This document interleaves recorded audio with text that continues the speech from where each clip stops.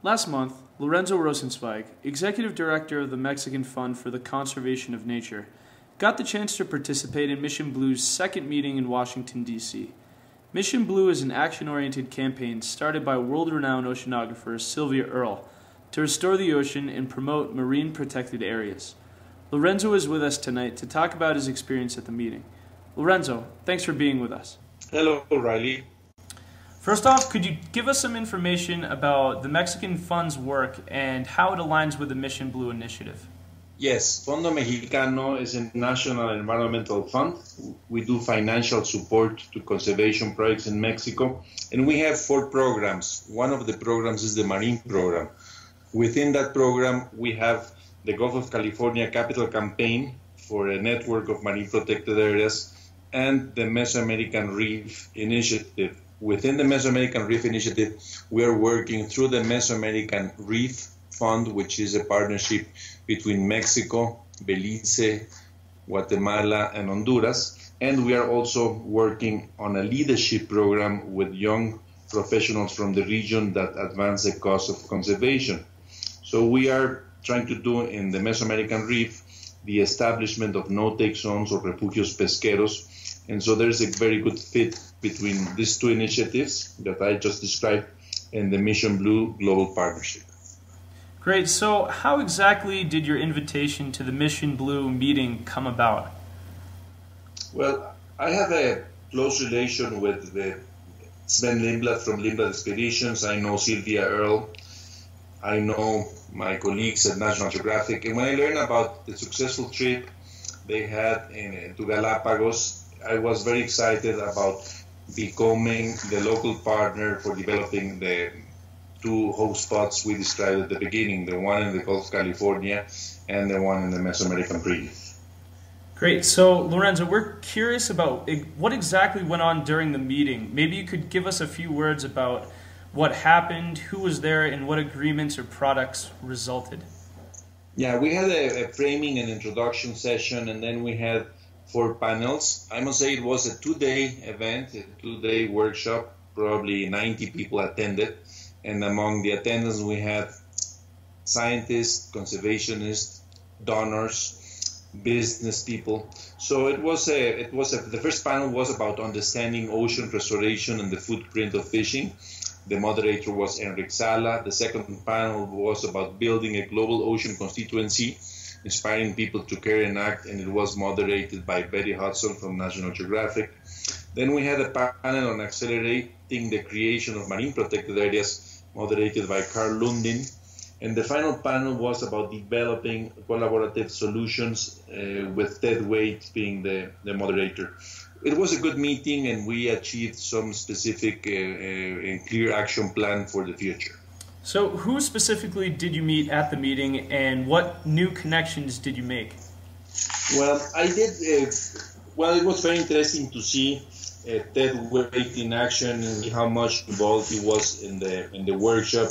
And I met people mostly from communications, because that's the area we have worked less in the past. So I wanted to get involved with people that know about strategic communication. It was very interesting to talk to fishermen. There was a representative from the fishermen sector who had incredibly interesting perspectives about conservation.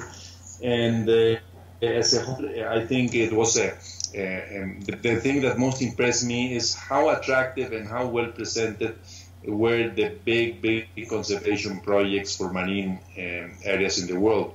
I would like to underscore the importance of working large-scale initiatives when you talk about marine conservation, because that's the scale that makes sense in this area.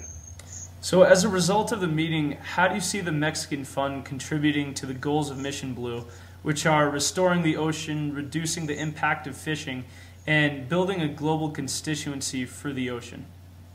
Well, as I said in the beginning, we are working at this moment in advancing our capital campaign for the functional network of marine protected areas in the Gulf of California, and that will be advancing one of the lines of the Mission Blue Partnership, which is the creation of marine protected areas. in the Caribbean and the Mesoamerican Reef, we will be working with local partners, with colleagues in Mexico, to put together also a network of refugios pesqueros, no-take zones, that hopefully will be implemented in probably 2 to 3 years. So we'll be doing our local effort, our Mexican effort, if you want to call it,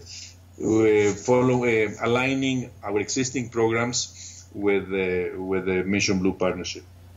Now, Lorenzo, when you came back from the meeting in Washington, D.C., you briefed us here at FMCN about the changing donor environment for marine conservation organizations.